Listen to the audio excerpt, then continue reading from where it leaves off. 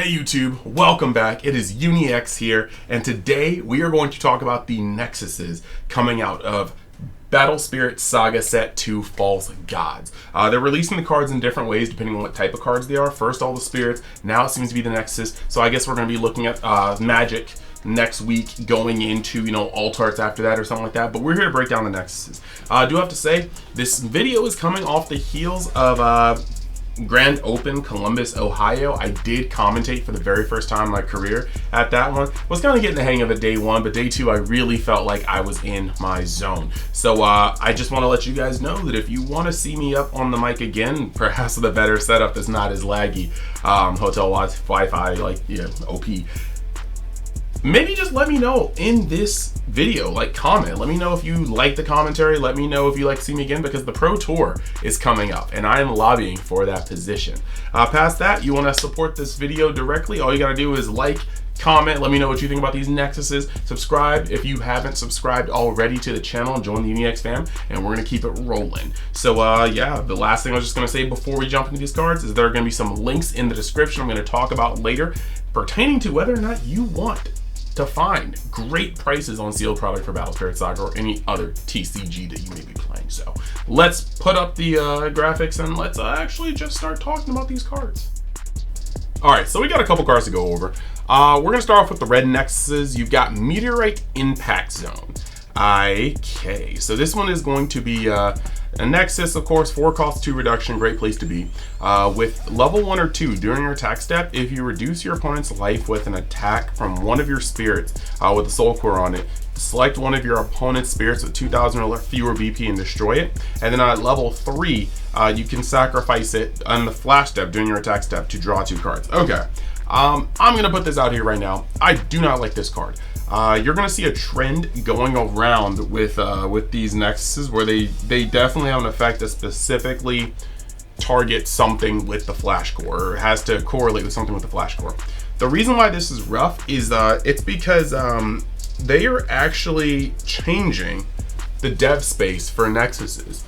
If you guys ever played Yu-Gi-Oh, for instance, when Synchros came out, that was a bit of a problem because their effects could be used over and over and over and over. When they switched to Exceeds had a finite amount of times you could use them, limited by the materials underneath. Well, essentially, these Nexuses that involves spirit with the soul core on it are effectively setting once per turn effects. And to be fair, I do understand that, because the Nexuses from set 1 may be like a golden sunset of the strength of Nexuses. Netherworld Depths, being able to draw as many times as your opponent exhausts the card on their turn or your turn. Scorched Battlefield, drawing as many cards as possible by you just dealing damage when it's up on its levels. Sanctuary, getting its cores. But this is trying to say once per turn, because you can only have one soul core for now, which means you can only use one of these attacks. Next, its ability to destroy itself to draw 2 cards. Well, red has Star Blessed Draw, and if it really needs to charge draw, I think that's infinitely better than sinking 2 into something that you're just going to have to put 3 more cores on and then destroy it. So I'm not really feeling this particular Nexus. Moving over to Great Dusk Mountains. Great Dusk Mountains is another 4 cost Nexus with 2 reductions. So once again, gets played for 2 when your field is starting to get established.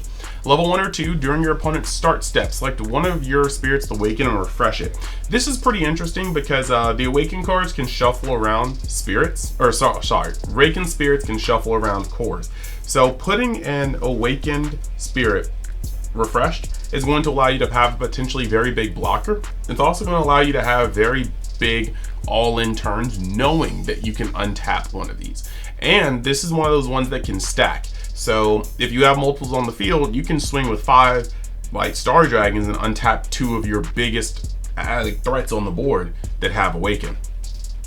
Next up, you got, during your attack step, level 2, when one of your spirits with 1 core on an attack, select one of your opponent's spirits that costs 7 or fewer. That spirit cannot block during battle.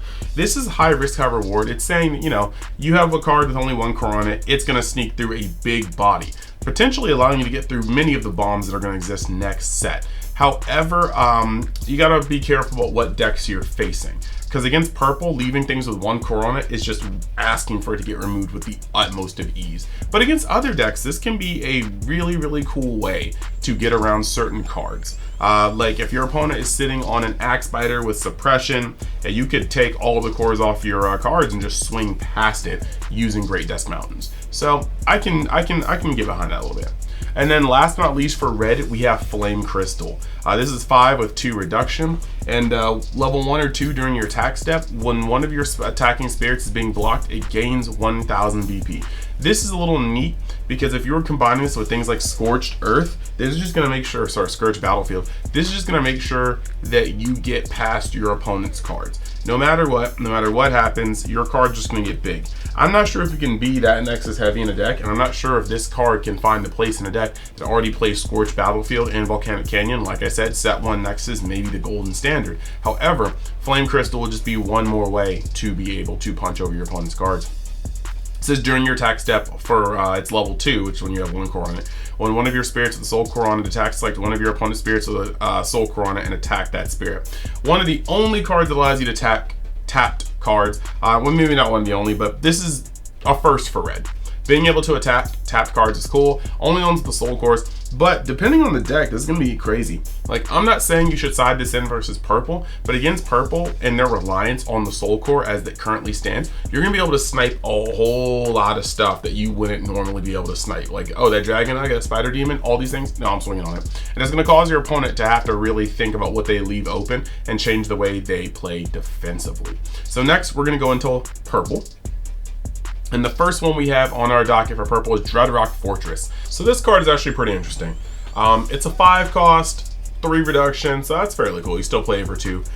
During your attack step on level 1 and 2, when you reduce your opponent's life with an attack from one of your spirits, your opponent selects one of their exhausted spirits, remove 2 cores from it, and place them into your opponent's reserve. That can be fairly strong, especially against blessed decks. I kind of like the idea about maybe even siding this if blessed becomes a stronger keyword this set, just because their life total is going to be going up, so you're going to be able to get more uses out of this card, and they have to swing, they have to turn their stuff sideways. So the amount of times that you'll be able to be like, okay, well, Mordred that, but then I'm going to swing. Do you have any response? No. Okay, does this do damage? Yeah. And then you're just going to be able to be like, okay, we'll remove 2 more cores from that. I think that's actually really, really cool. Now, it does allow your opponent to select, and that is the biggest downside, because if your opponent goes wide, they're just going to start choosing their, the cards they don't care about. But I think that this could potentially even be not a strength, but can be gotten around with removing before you get into swing, reducing the amount of targets they have to choose from, deadly balancing what's left over, things like that. But this is still, I think, kind of weak in nature. And then you have the during the opponent's attack step, flash. You may destroy this Nexus to select one of your opponent's spirits, remove a core from it, and place it in reserve. That effect is utter garbage, I think. The 1 core is extremely, this is a huge investment. 3 plus 2, so that's 5 cores for a Nexus, only to be able to remove 1 core. I think this is a huge investment, and I'm not quite down for it. But we are going to move on to Impaler Forest. During your attack step, when you destroy one of your spirits with one of your effects, your opponent selects one of their spirits, remove a core from it, and place it into their reserve. Interesting. It's a 4 cost, 2 reduction. I'm not sure how I feel about this, because early game, I think this could really get going for the cards that end up destroying themselves. You play a Crimson Mail, which may be a better card next set. You destroy an Aglovale, and then you remove a core off something. And there could be some very, very, very good setups. Like if you have this in Smoke Valley on board, this could potentially help set up a lot of things. But I just think that overall, the 1 core may not be enough. And the fact that your opponent gets to select the spirit means they could easily just choose their biggest cored up spirit, and that's not going to be that hard against purple. When you play against purple, you should be building up your spirits taller, not wider. So because of that, I don't really think this level 1 effect is actually really good at all.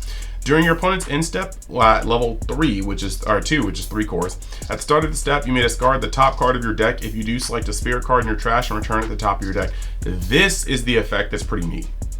You are able to recur spirits. This is the only reason why this card may be good, but even so, in this game, I feel like there's infinitely more use of just selectively, controlling your draws instead of just milling the top. Like, how are you gonna feel when you mill Netherworld Depths into Ice Shield, into a couple draws, into milling Ice Shield on the following turn with this?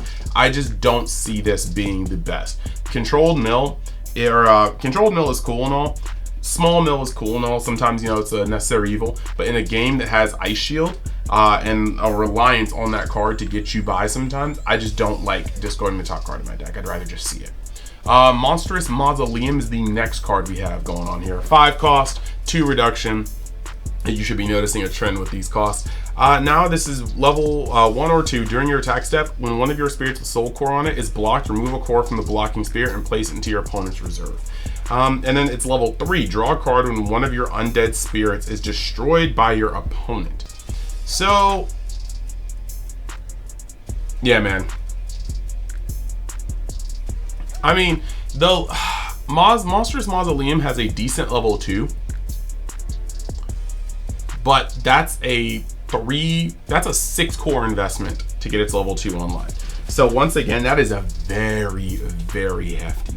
And it's not like this thing has Netherworld Depth reductions, it's just 2. So it costs the same amount as a fully reduced Netherworld Depths, and I would just always want to play another Netherworld Depths. Unless we see like some sort of limit or ban, I don't understand how this card gets played over Netherworld Depths. This is literally a case where set 2's Nexuses are starting to realize how strong Nexuses are in general and wants to tone back. I'm not sure if I mentioned it, but on Dreadrock Fortress, on its level 2 during your opponent's attack step, you just flash and destroy this Nexus to select one of your opponent's spirits, remove a singular core. And all these effects are only removing 1 core, which, like I said, is very rough. I know purple has a lot of that, but purple in general has the combinations and the abilities to remove many cores, then remove that singular core at the very end for a full clear. All these effects that remove 1 core can potentially become very, very useless when your opponent is on a roll and firmly established. So that's Monstrous Mausoleum. We're gonna move over to white now. White has Far-Flung Land. We're starting off with that one. This one is a very, very, very neat one. 1 and 2, level 1 and 2 during your opponent's step, and it's a 4 for 2 reduction. Like I said, these are all uniform in cost pretty much. It's got Flash. You can destroy this Nexus to give one of your spirits, or to select one of your spirits. It gains 3k BP this turn. This may seem kind of meh, underwhelming, but it's actually a very, very good effect. It's just nobody wants to get rid of their Nexuses like that. However, using this card, you are going to be able to potentially get something like negate an exhaust Nexus on your suppression target, or bring something up higher. This is actually a very, very cool thing that you can fling this to have a last minute effect. Now, and it's actually impactful, but the biggest part is that during your opponent's turn at level 3, or sorry, I keep saying level 3 because like 3 cores, at level 2, during your opponent's turn, place a core from the void onto this Nexus when your opponent summons with a spirit with a wind summon. So the thing that's important about this is that purple and in some degrees yellow are the most farmable colors for these. Now red does have like, Andromeda and things like this, but you got to think about purple. Purple has, purple has Lance, purple has, Lancer, Cavalier, purple has Lancer, like Black Lancer, purple has Bishop, purple has Curse Dragon, next up purple will have Crimson Mail, purple will have so many. Some people are taking Mumra. Like, purple has so many wind summon effects that it was already very prone to Star Blast draw. Now, if you're facing against a purple deck and you're white, you can side this Nexus and your Star Blast draws if you have them on your side, and just know that purple is going to have to fight for its life to gain advantage on you. You will have the core advantage and you will have the card advantage in hand. And when you are currently drawing, like we see it with yellow all the time in the Fable Beast deck, when you are constantly gaining cores but constantly drawing cards to use those set of cores on, you're just pulling so far ahead of your opponent.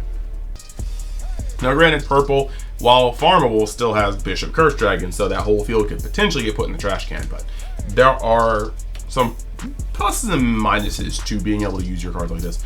Now we're going to move over to the next one. You got Giant Beast Forest. This is once again another 4 with 2 reduction. It's level 1 and 2. When destroyed by an opponent, place 2 cores from the void to your reserve. That kind of automatically makes this thing like the level 2 needs to be a lightning rod, because if it's not, there's no reason to destroy it. And if there's no reason to destroy it, this card just sits there kind of useless. And it's level 2 with only 1 core on it. It says during your opponent's main step, if your opponent's effect adds a card to their hand, all of your spirits gain 1k BP during this turn. Only time will tell if this is actually going to be good, because how many cards are you going to draw a turn? You know?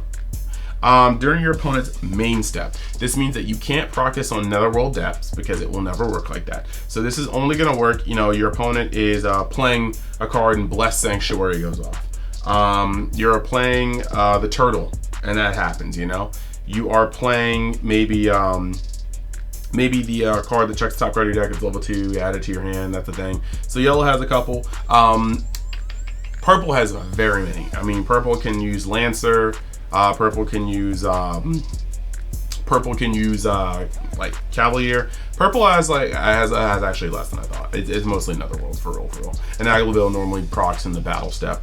Red, you know, has Starbless Draw if they tend to use it, but I think that like this is one of those things where it says during your opponent's main step, and they can just set Starbless Draw and let you proc it. So I think that, well, Oi doesn't have that many come into play effects. They may have to force it, but you know, if that's the case, like, that probably doesn't matter too much. I don't think this card's payoff is enough to justify it being a target for being destroyed, so it's just really rough to use in my opinion.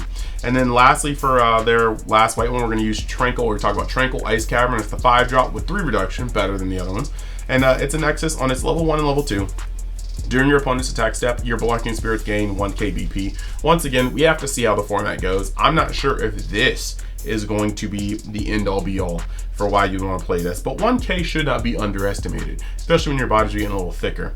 Then during either attack step, your spirits with a soul core on them cannot be selected by the effects of your opponent's spirits with a soul core on them. So this keeps you safe from things like Spider Demon. There's some other things that it can keep you safe from, but once again, this is offering, unless we get anything that gives you another soul core, this is offering a 1-for-1 protection. You are protecting one thing from one effect with a soul core, and I think that's a little bit too narrow personally. Like I said, I really do think we're just starting to see this shift where they're trying to make Nexuses a little more balanced and not just these banks, these make or break banks of power throughout the entire game. Next, we've got a ticking floral clock in yellow, and this is pretty intense. It's a 4 cost, once again 2 reduction. That's just the trend, you're seeing it. And during either attack step, all of your level 1 spirits gain 1k BP. Against purple, you know, level 1 spirits, a little scary. However, against other decks, and you know, you could always core them up so they're not level 2 yet, but they're still level 1, but they still have more than 1 core on them if the card allows it. However, this is going to allow you to rush harder and in some cases be above Burning Force. You've got Paradise being able to add BP, this card being able to add BP if you choose to play it. And then it's level 2 with 3 cores on it. During your opponent's attack step, flash, you may destroy this next to select one of your opponent's spirit, treat as level 1 during this turn. All dependent on the cards you play. In set 2, many of the cards do deal with level 1 threats in different ways, so this could enable a bunch of your cards in removal. But so far, once again, this is feeling a little odd. I think this is one of the more powerful of the yellow ones, if I'm not mistaken, but this definitely feels a little odd. We need to see how these decks shape up coming out of, you know, full spoilers before we can like judge a card like Ticking Floral Clock. Next, we're on Secret Flower Garden. And Secret Flower Garden, another 4, 2 reduction, Nexus, 1 or 2, level 1 and 2. One of your yellow Nexus is destroyed by opponent's effect. Place a core from the void into your life.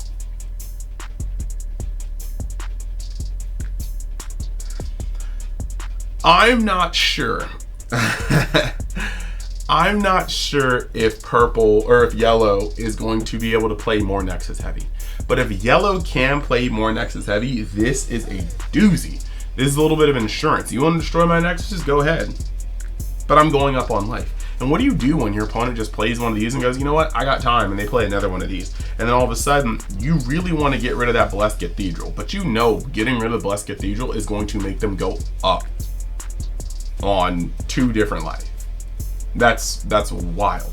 And then past that, during your attack step for just 1 core, all of your spirits with Blessed or Lesser gain 1k. This is going to make them almost impossible to touch during during multiple of these, like 2 of these will make most of them impossible to touch for Burning Force, which is usually how you get these cards out of the way when their cords are too low. And this will actually allow you to go a little lower. You play this Nexus, you put 1 and you put 1, and now your Hippocampo and your Dual Eagle can have a little more flexibility with their cords because they're being boosted during the attack step. So this is very interesting. I do want to see how this gets played. I think this has potential. And lastly, for yellow, we got Harpy Nest Palace. 4, this doesn't actually have a 5 cost in yellow. That's cool. But yellow is a little lower to the ground in cost anyway for most cases. Even their reductions are pretty insane.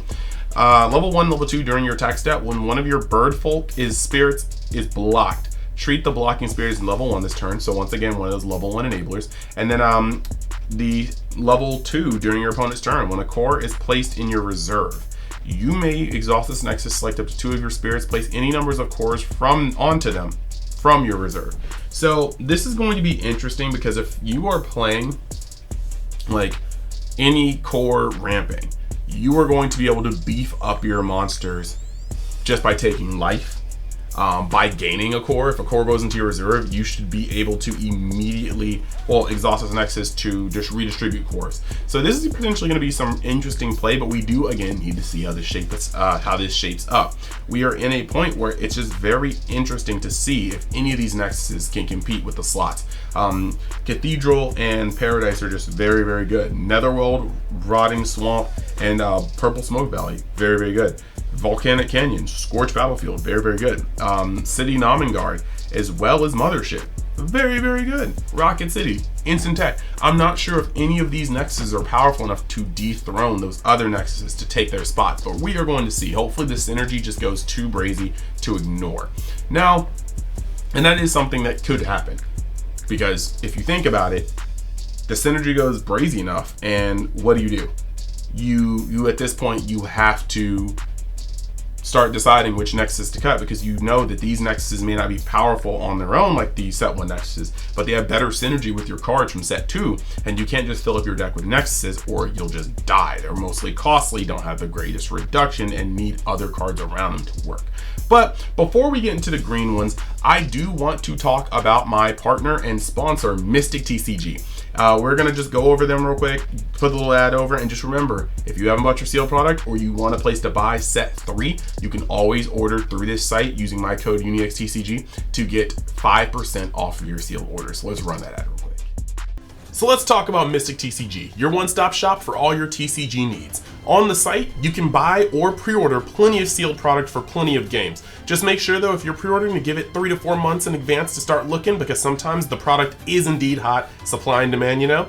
And then if you want to buy singles, go on tcgplayer.com. There's going to be a link in the description where you can buy for the best value. And if you want to sell cards or collections, you can message them on their Facebook site so you can get the best bang for your buck on any type of way you want to buy or sell cards. And then while you're at it, you can use the code UNIXTCG at checkout to get even more of a discount. So hey, what are you waiting for? Check out Mystic TCG today.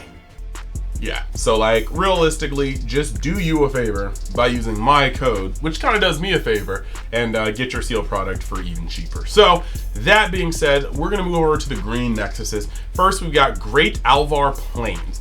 3 cost, 1 reduction, kind of a weird sticky point. Those reductions hurt a little bit. When placed, select one of your opponent's spirits and exhaust it, okay? And then that's pretty cool. So just get something out of the way, but it costs 2. Now for 2 additional cores though, and it's level 2, during your attack step, when one of your spirits with no effects is listed as destroyed, or no effects listed as destroyed, select one of your spirits and refresh it. So basically you can block with you can swing with a token. If they block it, you can bring something up. And when there are replacement effects like this, there's like one in the yellow starter deck that also does stuff like this. This gets really, really nasty because what you're able to do is swing with something and then swing with a token. If they block that token, you're gonna untap one of your spirits, and you swing with it again, then swing with the token. So this is actually pretty cool. I think this is a really good aggression strategy, and I dig it. Gets a blocker out of the way, and then is able to potentially make a lot of extra attacks on turns they do not have Ice Shield, or even Suppression.